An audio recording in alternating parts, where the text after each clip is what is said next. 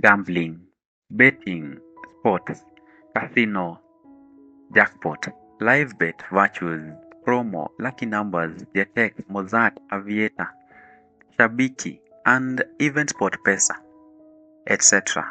Name it. I'm very certain that all these words are familiar, right? Please mention more in the comment section below. Now, let's get some figures. I would like us to do a reference from a company called Geopol. Geopol is a US-based market research company that specializes in mobile-based surveys and data collection, primarily in developing countries. Founded in 2012, Geopol uses mobile phones to gather information from respondents, allowing them to conduct surveys in areas where traditional data collection methods like face-to-face interviews may be difficult or expensive. Geopol has offices in Kenya, Tanzania, and South Africa, and other areas. Geopol did a survey in March of 2017. Now, the survey looked at betting among young people in 6 African countries, and these countries are Kenya, Uganda, Tanzania, South Africa, Ghana, and Nigeria.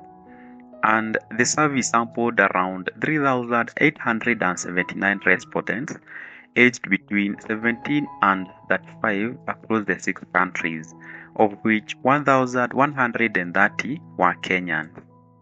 The findings were that 76% of Kenyan respondents said that they had gambled.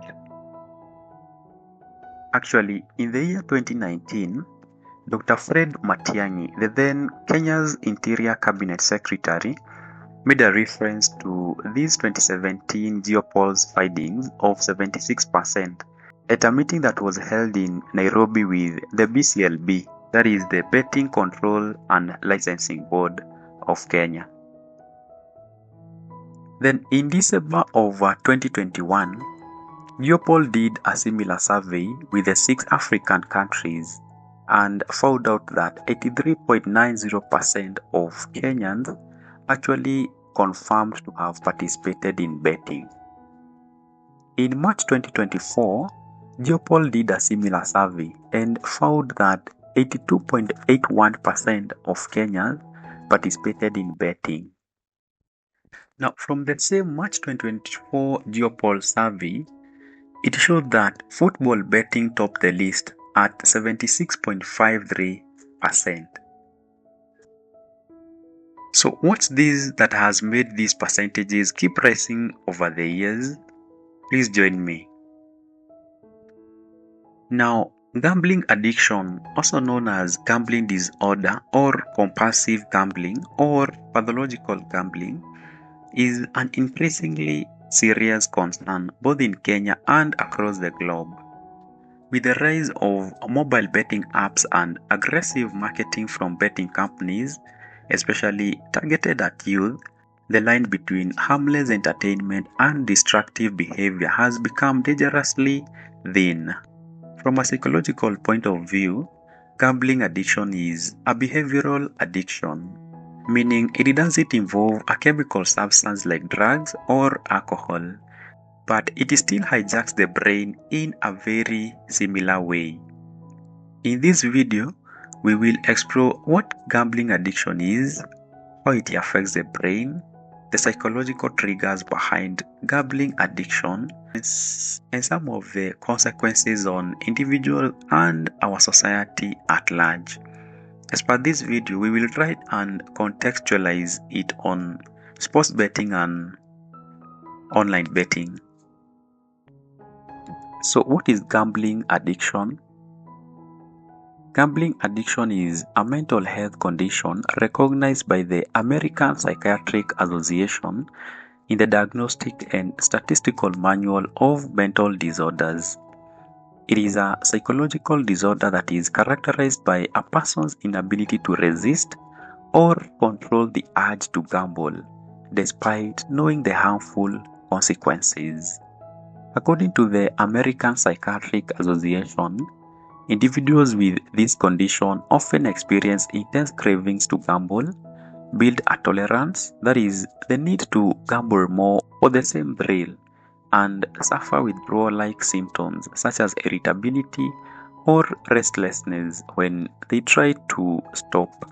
Now, please note this: gambling addiction isn't just about wanting money or making bad choices. It is a habit that happens because of changes in the brain and mind, which make people feel the need to keep gambling for the excitement of winning, even when they are losing more and even more. So, what's the brain science behind gambling addiction? To understand why gambling can become addictive, it helps to think about how our brains react to winning. There's a chemical in our brain called dopamine, which gets released when you experience something pleasurable. For example, when you eat your favorite food, hit a milestone, or even win a game, your brain releases dopamine, making you feel good. Now imagine you've placed a bet on a football match online.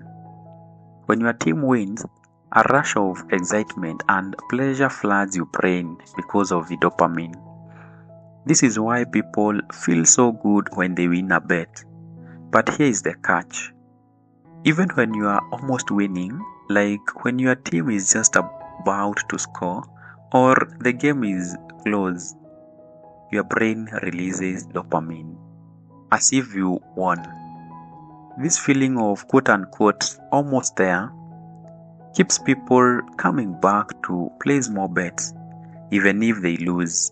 It's like that feeling when you get really close to winning a prize in an online game and you try again thinking, next time I'll get it. Now, gambling, especially sports betting or online betting, follows what psychologists call variable racial reinforcement. In simpler terms, this means you don't always get a reward when you bet. Sometimes you win and sometimes you don't. The wins come randomly, so your brain never knows where the next reward or win will come, making you want to keep betting. This unpredictability is what makes gambling so addictive, much like how slot machines work or even how some video games keep you playing. Over time though, your brain gets used to these rewards and it takes more bets or higher stakes to that same rush of excitement. Now, this is called tolerance. So someone might start betting small amounts, but eventually they need to bet larger amounts or more often to feel that same dopamine hit. Now, this creates a dangerous cycle where people keep betting more, even when it's causing problems in their lives because they are chasing that rush of excitement. So, even when someone is losing money, their brain is still tricking them into thinking they will win next time, leading them to gamble more and more, even though it's making things worse. Now, what are the psychological triggers behind gambling addiction? Gambling addiction doesn't happen by chance.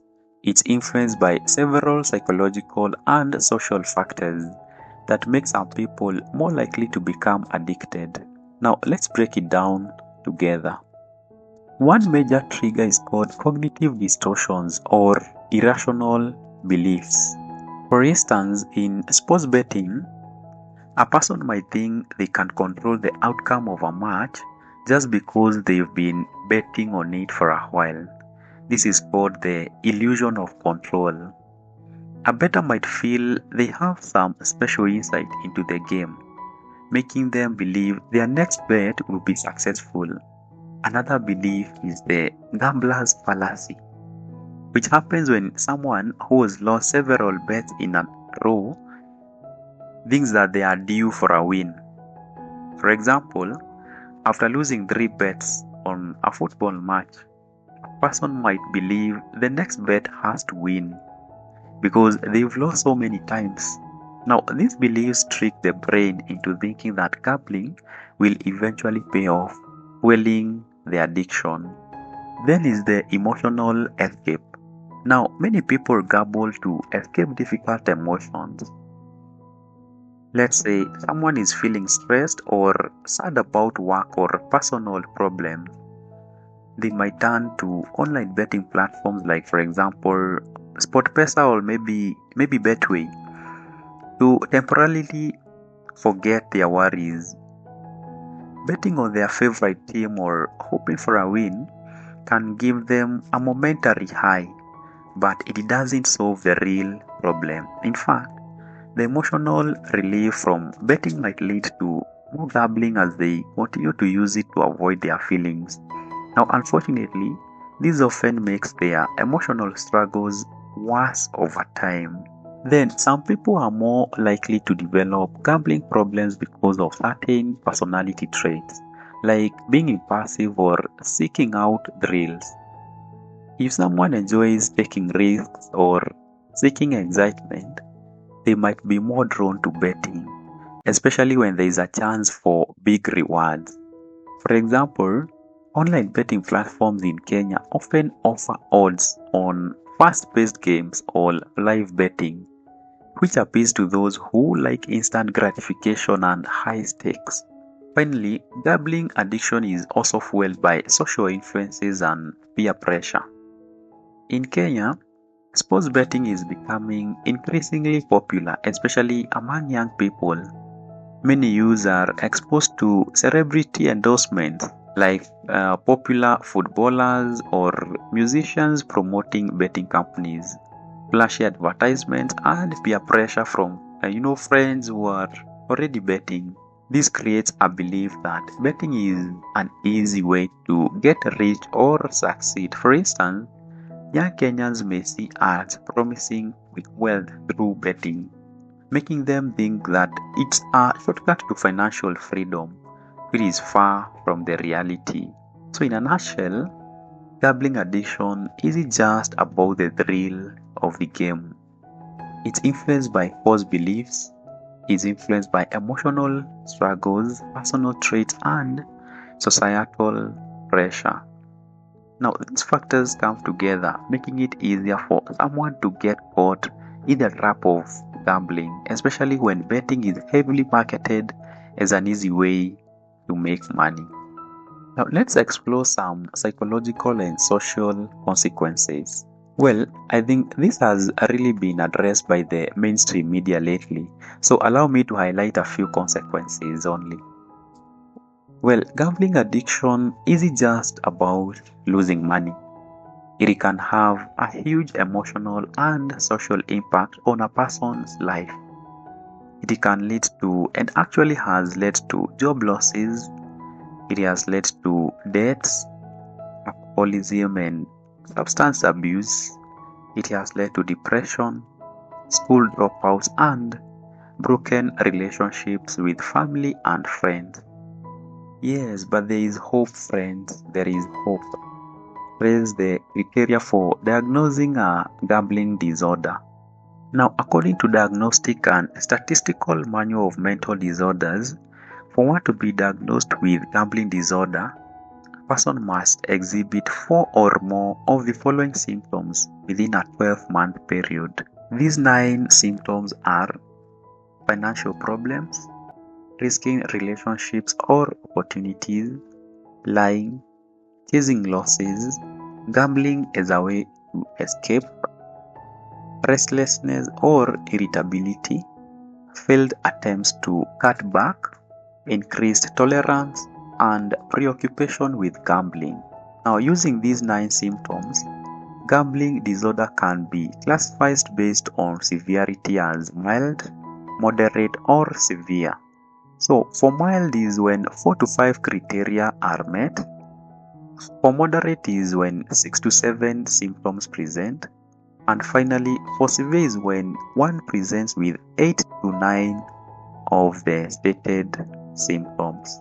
Now, it's good to know that gambling disorder is treatable through therapy, especially cognitive behavioral therapy, or what we call CBT, support groups, and medication in some cases to manage associated mental health issues like anxiety or depression. Now, that's said and done, friends. Here is my parting shot. Now, remember that we are in the era of machine learning, deep learning, and artificial intelligence, where companies are developing models that suit them. And as the saying goes, the house, in this case, the betting company, will always win financially. As far as I'm concerned, to beat gambling addiction is a personal responsibility. Let it start with you. First, accept that indeed it's a problem. Then, decide on how to come out of it. Now, the reason I'm saying this is because the government will not come to your rescue. To them, the more addicted you are, the better, because it means more tax revenue. And I repeat, to them, that is the government, the more addicted you are, the better, because it means more tax revenue to the government. Then please seek psychosocial support. Go to that nearest church or open up to a trusted family member. It's now good to reappreciate and consider values such as Christ-centeredness, a value of contentment, a value of hard work, and stewardship. Then make an effort of at least following stories of people who have fought gambling addiction for encouragement, and if possible, at least join one support group where you can encourage each other. Now, to our local radio and TV stations, our parents are suffering from the longing and false hope of quote-unquote trying your luck. Now, your role in society is becoming irrelevant. Now, dear friends, when you hear these two phrases, bet what you can afford to lose and bet responsibly, please run. Remember Morife? Please run. Now, please note this. The only best win you can achieve in gambling is quitting it. I repeat, the only best win you can achieve in gambling is quitting it.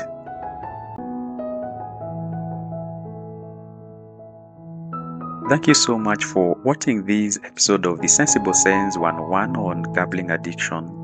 I hope you found this video helpful.